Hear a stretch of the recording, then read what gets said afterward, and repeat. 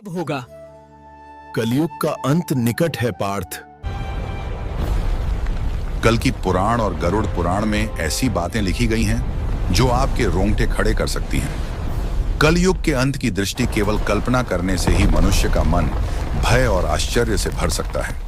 यह युग इतना भयावह होगा कि यह आपके दिल को झकझोर कर रख देगा।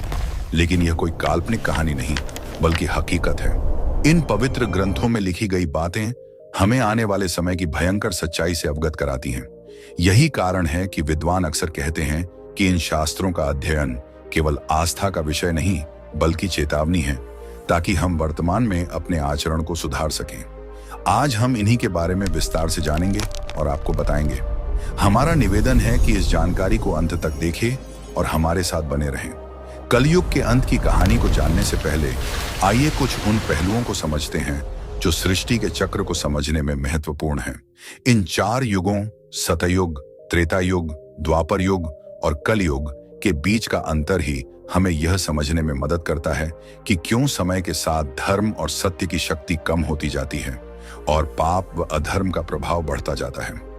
सबसे पहले हम उस कहानी को जानेंगे जो इन ग्रंथों में वर्णित है। इसके बाद हम आपको वे सभी मनोरंजक और भयावह दृश्य बताएंगे जो कलयुग के अंत में घटित होंगे। इन कथाओं में न केवल भविष्य का चित्रण है, बल्कि यह संदेश भी है कि इंसान को कैसे अपने विचारों और कर्मों पर नियंत्रण रखना चाहिए।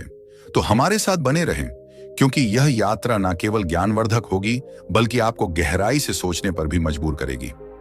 हिंदू शास्त्रों में कलयुग की आयु 4,32,000 वर्ष मानी गई है।